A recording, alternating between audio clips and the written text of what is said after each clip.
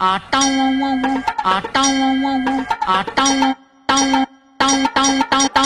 nonsense is happening here, I say? டனக்கு டனக்கு அமுக்கு டனக்கு டனக்கு குமுக்கு குமுக்கு குமுக்கு குமுக்கு குமுக்கு குமுக்கு குமுக்கு குமுக்கு குமுக்கு குமுக்கு. வணக்கம். Okay, இது வந்து அவர் எடுப்பாருன்னு தெரியும். விஜய் சித்து வந்து ஃபியூச்சர்ல எனக்கு வந்து சர்ப்ரைஸ் தான். சர்ப்ரைஸா? எனக்கு சர்ப்ரைஸ். அவர் வீலாக்ஸ்ல வந்து ஏதோ ஒரு இதுல அவங்க ஊருக்கு வீட்டுக்கு போயிருப்பு என்ன சொல்லுவாங்க, அவங்க அப்பாவோ ஏதோ ஒன்று சொல்லியிருப்பாங்க. இது மாதிரி அவருக்கு வந்து படம் எடுக்கிறது தான் ரொம்ப ஆர்வம், டைரக்ட் பண்ண. எனக்கு அப்புறம் தான் இருந்துச்சு, நான் ஜஸ்ட் கம்பேரிங்னா நம்ம ஆக்டிங் தான் அவருக்கு பிடிச்சிருக்குன்னு நான் நினச்சேன். பட் படம் எடுக்கிறது தான் அவரோட இன்ட்ரெஸ்ட்டு. ஏதோ ஸ்கிரிப்ட் எழுதிட்டு இருக்காருன்னு அப்போ அந்த வீடியோஸ்லேயே சொல்லியிருப்பாங்க, ரெடி பண்ணிகிட்டு இருக்காங்க, ஃப்யூச்சரில் எடுக்க போகிறாங்கன்னு. பட் ஆனால் இது சடன் சர்ப்ரைஸ் தான் எனக்கு.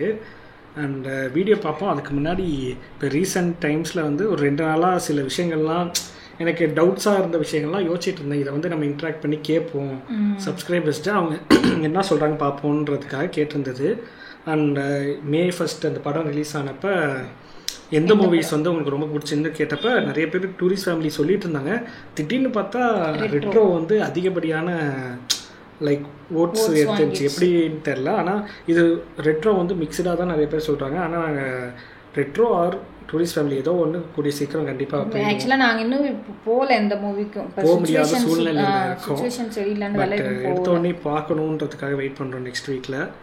அண்ட் ரொம்ப சென்சிட்டிவாக எனக்கு வந்து டவுட் ஆனது, அந்த விஜய் சார் வந்து கோயம்புத்தூர் வந்தப்பையும் மதுரை வந்தப்பையும் ரொம்ப எப்படி சொல்கிறது, அவர் மேலே இருக்க ஈடுபாடில் அதிகப்படியாக தாவி குதிச்சது அந்த மாதிரி விஷயங்கள்லாம். ஆமாம், அது அவருக்கும் பிரச்சனை, நம்ம பண்ணுறவங்களுக்குமே பிரச்சனை. அங்கே எப்படி நம்ம பார்க்குற நம்மளுக்கு தெரியுது இது மாதிரி பண்ணிருக்கூடாது. நானும் பார்க்கறதுக்கு வரலாம், பட் அவங்கள டிஸ்டர்ப் பண்ணுற மாதிரியான விஷயங்கள் பண்ணக்கூடாது. அந்த ஹெல்மெட் போடாமல் வர்றதெல்லாம் தப்புன்னு எங்களுக்கு தோணுச்சு. அதனால தான் நாங்கள் வந்து அந்த வீடியோ வந்து விஜய் சார் வந்து அந்த இது அறிக்கை மேற்கொடுத்தால கவலை அளிக்கிறது நீங்கள் செய்த செயலுக்குன்னு அதுக்கு முன்னாடியே நம்ம ரியாக்ஷன் எடுத்துட்டோம். அந்த ரியாக்ஷன் வீடியோ வந்து நான் உண்மையிலேயே எப்படி பார்க்கணும்னு வச்சேன்னா, ஜாலியாக அவர் ரோட் ஷோ வரதை பார்க்கறதுக்காக போட்டது. பட் ஆனால் அதில் நடந்த விஷயங்கள் பார்க்கப்போ எங்களுக்கு டென்ஷன் இல்லை. எனக்கு ஆக்சுவலாக நான் அது சும்மா ஷார்ட்ஸில் பார்க்கும் போதே எனக்கு வந்துச்சு, அவர் இது பார்க்கலாம் நம்ம நான் பார்த்தா கண்டிப்பாக நான் பர்சனலாக டென்ஷன் ஆவேன். எனக்கு அது மாதிரிலாம் பிடிக்காதுன்றதால டென்ஷன் ஆவேன். நான் பெருசாக ஆக மாட்டேன். எனக்கு ஏன்டா இந்த மாதிரி பண்ணுறாங்கன்னு எனக்கு அதை என்ஜாய் பண்ணவே முடியல. அவங்க பண்ணுற விஷயங்கள்லாம் எனக்கு வந்து ஏற்றுக்க முடியாத மாதிரி இருந்துச்சு. சரி, இதை வந்து நமக்கு மட்டும் அப்படி தோணுதா கேட்போம், இதை இதில் நம்ம ஒரு போல் மாதிரி வச்சோன்னா அதில் வந்து அவங்க அது பண்ணது தப்புன்னு நினச்சி சொல்லுவாங்க. அதை பார்த்துட்டு நிறைய பேர் மாற வாய்ப்பு இருக்குன்னு கேட்டால் அதில் 70% பேர் வந்து அவர் அந்த ஃபேன்ஸு அவங்க தொண்டர்கள் பண்ணதுக்கு சரின்னு போட்டிருக்காங்க. எனக்கு புரியல எப்படி எந்த. நான் பார்த்த கமெண்ட்ஸும் சரி, அந்த மாதிரி வீடியோஸ்லாம் வரும்ல போடுவாங்கல்ல, அந்த வீடியோஸ் கீழேயும் சரி, தனியாக பேட்டி கொடுத்தவங்களும் சரி, இந்த மாதிரி பண்ணாதீங்க, அது அவருக்கும் ஆபத்தாக தான் வரும், நம்மளுக்குமே பிரச்சனை தான் அதுன்ற மாதிரி தான் வந்துச்சு. ஒருவேளை நம்ம கேட்ட கேள்வி அவங்க புரிஞ்சிக்கலையா என்னன்னு தெரியல. நண்பா நம்பி ரீசெண்டாக டிவிகே தளபதி ரோட் ஷோவில் தொண்டர்கள் செய்தது வந்து சில விஷயங்கள் சரியா தவறான்னு தான் கேட்டேன். ஒருவேளை அவங்க ரோட் ஷோ பண்ணது சரியா தவறான்னு புரிஞ்சுக்கிட்டு சொன்னாங்களான்னு தெரில. பட் எங்களை பொறுத்த வரைக்கும் எங்களோட ஒப்பீனியன் அது. ஆனால் கீழே கமெண்ட் பண்ணவங்க நிறைய பேர் தவறுங்கிறத வச்சு தான் கமெண்ட் பண்ணியிருக்காங்க. ஆமாம், நானும் பார்த்தேன். அந்த ஒரு விஷயத்த சொல்லணும்னு தோணுச்சு. தென் அது வந்து வீடியோவா விஜயோட இதில் வந்து சரின்றதுக்கு வந்து ஓட்டு அதிகமாக வந்து. ஆமாம், 70 அது கூட 50-50 40-60 அப்படி இருந்தால் கூட சரி ஏதோ ஆக்சிலேஷன் இருக்குன்னு. ஆனால் 70% கரெக்டுன்றாங்க. எப்படி நீங்கள் அதில் தாவி குதிச்சதையோ அவரை டிஸ்டர்ப் பண்ணுறதையோ அந்த வேன் மேலே ஏறி குதிச்சத விஷயங்கள்லாம் எப்படி சரின்னு எனக்கு ஒரு பக்கம் இன்னொரு பயம் என்ன தெரியுமா வருது, இதை ரீசனாக வச்சுட்டு அவரை வந்து ஏற்கனவே அவர் எதுவும் பண்ண விட மாட்டேங்கிறாங்க. அவருக்கு அவரை நல்லா பண்ணணும்னு நினைக்கிறீங்க, செலிப்ரேட் பண்ணணும்னு நினச்சிங்கன்னா இந்த மாதிரி பண்ணால் அது டவுன் கிரேட் ஆகிடும். இதை வச்சுட்டு அவரை வந்து வெளியே வந்தால் நியூசன்ஸ் ஆகுது, பப்ளிக் நியூசன்ஸ் ஆகுது, பண்ணிடுவாங்கன்ற மாதிரி எனக்கு ஒரு ஒரு தாட்டு. ஏன்னா நம்மளே இப்போ ஆக்சுவலி நம்மளே அப்படிதான் யோசிப்போம். இப்போ இவங்கெல்லாம் அங்கேயே இப்படி பண்ணுறாங்க, அது பப்ளிக்கு தானே டிஸ்டர்ப் ஆகுதுன்ற மாதிரி ஆகும்ல. அண்டு எந்த வீடியோ நெக்ஸ்ட் போடலான்னு கேட்டிருந்தப்ப JK ஃபேக் ஐடி கேட்டிருந்தீங்க, அது உங்களுக்கு வந்திருக்கும் இந்நேரம்.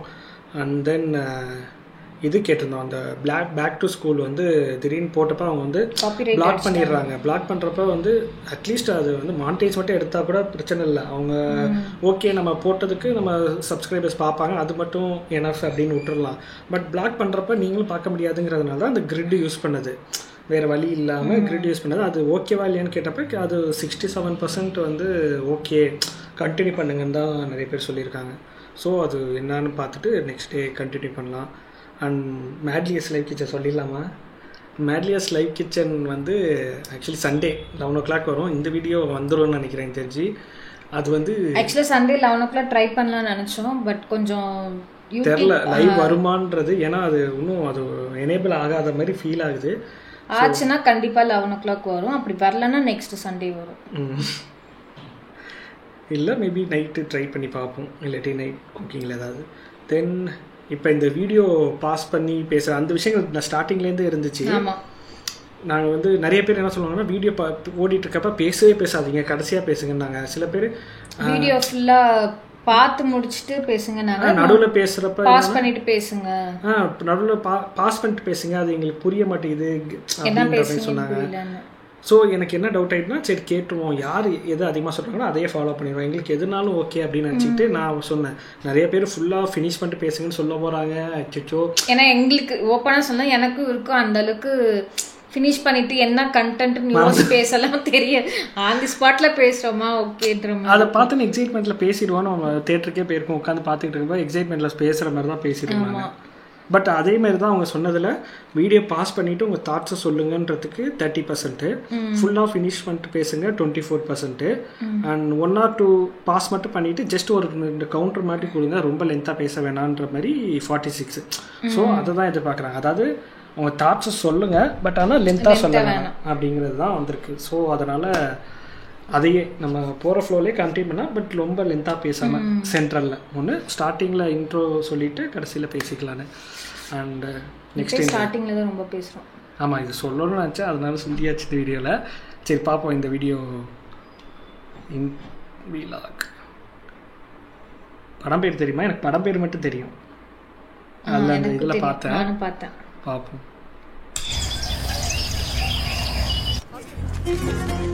காலேஜில் அலோவ் பண்ணி எடுத்திருக்காங்க.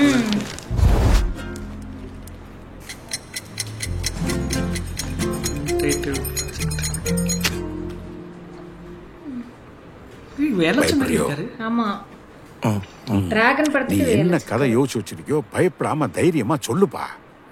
அப்படி நடுவுல திணறன்னு வச்சுக்க, என்கிட்ட நிறைய கதை சொல்லுவீல, அதுல ஒண்ணு அடிச்சு விடு. பவுண்டர் ஸ்கிரிப்ட் வச்சிருக்க, வீடியோ வச்சிருக்க. சார் நீங்க வரலாம். மேக்கிங் செம்மையா இருக்கு. ஆமா, நல்லா தெரியும்ல. 10th எவ்வளவு மார்க்? 240. நான் சொல்றேன்பா 250 சார். 10 மார்க் படம் எடுக்க தானே வந்திருக்கோம், எதுக்கு 10வது மார்க்லாம் கேட்கறாரு? ஏதோ ஒண்ணு கேட்கறாரு, விடப்பா. +2ல 440. 750 சார். என்ன டிபார்ட்மெண்ட் சார்? நீங்க மார்க் கம்மியா இருக்கான்னு ஒண்ணு கவலைப்படாதீங்க சார். என் பையன் படம் சூப்பரா இருப்பான், ஒரே ஒரு சான்ஸ் மாத்திரம் கொடுங்க சார். நல்லா இருக்கு. நடிப்பார். ஆமா சார். சார் நீங்க கொஞ்சம் வெளியே இருங்க சார். இருப்பா. ஏண்டா காலேஜ் அட்மிஷனுக்கு அப்பாவை கூட்டிட்டு வருவாங்க, யாராவது சினிமா சான்ஸ் கேட்கறதுக்கு அப்பாவை கூட்டிட்டு வருவாங்களா? இல்லை சார், நான் தனியாக காலேஜ் போனதை விட நானும் எங்கள் அப்பாவும் தான் நிறைய காலேஜ் போயிருக்கோம், அதான் சார். ஓ, கதை நல்லா இருக்குமா? ஓப்பன் பண்ணா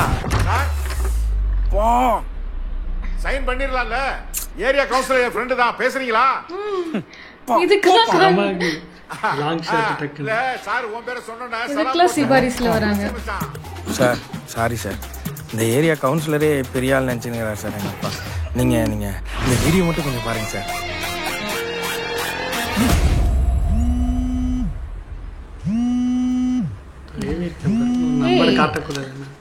ஹலோ, யாரு? சித்து, வேல்ஸ் யூனிவர்சிட்டில இருந்து ஐஸ்வரி கணேஷ் பேசுறேன்ப்பா.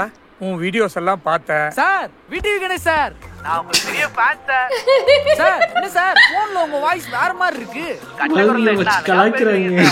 என்ன சொல்லுது? ஜெஸ்ஸி ஜெஸ்ஸின்னு சொல்லுதா? யாருடா பேசிட்டு இருக்க? குடு. யாரு? எல்லாரும் வேல்ஸ்ல இருந்து ஐஸ்வரி கணேஷ் பேசுறேன் சார். நானே உங்களுக்கு கால் பண்ணலாம்னு இருந்தேன் சார்.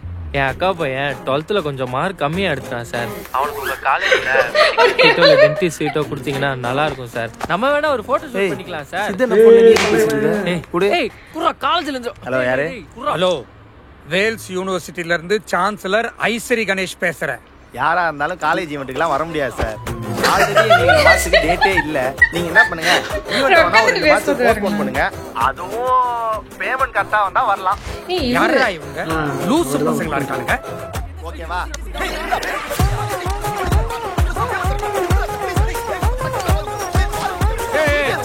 ஏன் பக்கத்தினே இருக்கீங்க? குடு போன குடு. ஹலோ யாரு? உங்களை வச்சு படம் பண்ணலான்னு பார்த்தேன். இனிமேல் உங்களுக்கு ஃபோன் கூட பண்ண மாட்டேன்டா. வேடா phone. Hello hello hello hello hello. நல்லா நடிக்கிறாரு அவரும். யாரோ ஐசரி கணேசா. நல்லா இருக்கு, நல்லா ஆக்ட் பண்ணிருக்காரு. பசங்க ஏதோ தெரியாம பண்ணிட்டாங்க சார். அதுக்காக என் சான்ஸ்ல கை வச்சிடாதீங்க sir. Welcome to VJ Siddhu vlogs. vlogs இல்ல படம். நல்லா இருக்குல்ல? அதான் சூப்பர்ப்பா. ஆனா டைட்டில் உங்க ஸ்டைல்ல பயங்கரமா இருக்கணும். பயங்கரம் இல்லை சார். அதில் ஏதோ ஒரு வீடியோவில் சொல்லியிருப்பாங்க பயங்கரமாக இருக்கும் அப்படின்னு. ஏதோ கேட்டதுக்கு பயங்கரத்துக்கும் மேலே பயங்கரமாக இருக்கும் அப்படின்னு. I think Korean. கொல்கட்டான்னு நினைக்கிறேன். கொல்கட்டாவா? ஆமாம். நான் சவுத் கொரியா போனப்ப ஒரு வாட்டி சொன்ன மாதிரி எனக்கு ஞாபகம். அப்படியா? எதுன்னு எனக்கு எக்ஸாக்டாக ஞாபகம் இல்லை. பட் ஏதோ இந்த ஒன்று கொல்கட்டா இல்லைன்னா இதுவாக இருக்கும். ரெண்டுத்துல எங்கே போனப்ப இதுக்கோ கேட்டப்ப இது மாதிரி சொல்லுவாங்க பயங்கரமாக இருக்குமா, பயங்கரத்துக்கு மேலே பயங்கரமாக இருக்கும்னு ஏதோ சொல்லுறது. அந்த வேர்டு நல்லா கிளிக் ஆனிச்சுன்னு சொல்லி அதையே வச்சுட்டாங்க. ஆமா, பரவாயில்ல. எனக்கு டைட்டிலும் நல்லா டிஃப்ரெண்டா இருக்கு. மூவி அதாவது அந்த ஒரு எப்படி ப்ராப்பரா இருக்கு. அந்த டைட்டில் அனௌன்ஸ்மெண்ட்ங்கிற வீடியோவே இவ்வளோ கிளாரிட்டியா இருக்குன்னா அப்போ மூவில ஏதோ ஒரு கிளாரிட்டி இருக்குன்றது தெரியுது. ஏன்னா அந்த மேக்கிங் அவங்க நான் என்ன நினைச்சிட்டேன்னா அவங்க வீடியோஸ் எடுக்கிறாங்க அந்த மாதிரி வந்துருமோன்னு ஒரு ஃபீல். இல்ல இது வந்து ப்ராப்பர் பக்கா ஒரு மூவி. அந்த அனௌன்ஸ்மெண்ட் மாதிரி தான் இருக்கு, நல்லா இருக்கு. ஆக்சுவலி இல்ல என்னன்னா இருக்கும் எனக்கு தெரிஞ்சு இதுல கூட டிராகன்ல கூட விஜய் சித்து அவர் வந்து கம்மியா பண்ணிருக்க மாதிரியும் யாரு ஹர்ஷத் வந்து கரெக்ட் அவரோட ரோல் நல்லா பண்ண மாதிரி இருக்கும். இல்ல எனக்கு வந்து இது ஹர்ஷனா விஜய் சித்து ரொம்ப பிடிச்சிருந்தது. உண்மையிலேயே அது ஃப்ராங்கா சொல்லணும்னா அதுல உண்மையிலே படத்துல வந்து அவருக்கு எப்படி கம்பேர் பண்ண ஆரம்பிச்சா ரெண்டு பேரும் நடிக்கிறாங்கன்னா இப்போ யார் நல்லா நடிக்கிறாங்க ஃபீல் ஆனிச்சு எனக்கு. ஹர்ஷத் கானோட ஆக்டிங் செமையா இருந்துச்சு. ஸ்கோப் அதிகம், இவருக்கு கம்மி. அது ஒண்ணு இருக்கு. அது வந்து ஆனா இதுல பாக்குறப்ப இதுல நல்லா இருக்கு ஆக்டிங். இதுல வந்து ஆக்டிங் நல்லா இருக்கு. அவர் வந்து அந்த அவங்க அப்பா காம்பினேஷனே எனக்கு பிடிச்சிருந்துச்சு. டிஃபரெண்டா காமெடியா இருந்தது. அது இது வந்து கரெக்டான சாய்ஸ். அப்பாக்கா அதாவது விஜய் சித்து அப்பாக்கான ஒரு கரெக்டான. ஏன்னா அவரோட அப்பாவுமே இப்படிதான் இருப்பாராம். ஆமா, அவங்க ஊருக்கு கும்பகோணம் போய் ஒரு வீலாக் பண்ணிருப்பாங்க. அதுல அவங்க அப்பா பத்தி எல்லாம் சொல்றப்ப செம காமெடியா இருக்கும். ஸோ அதுக்கு ஈக்குவலானா நமக்கு இளவரசி தான் கரெக்ட். காமெடியும் இருக்கும், எமோஷனல் கொடுத்தாலும் பிரிச்சு மேய்ஞ்சிடும். நல்லா இருந்தது. அந்த அப்பா பையன் காம்போவே நல்லா இருந்துச்சு. அந்த கரெக்டான ஒரு இது. ஐ திங்க் அனௌன்ஸ்மெண்ட்டே வந்துச்சுன்னா படம் எடுத்திருப்பாங்கன்னு தான் நினைக்கிறேன். எனக்கு தெரிஞ்சு அட்லீஸ்ட் பாதிக்கு மேலேயாவது தெரியல, பார்ப்போம். அப்போ நல்லா இருந்துச்சு. Waiting for that movie. ஆமா, ஓகே. வேறு ஒரு வீடியோவில் மீண்டும் சந்திப்போம். பாய்.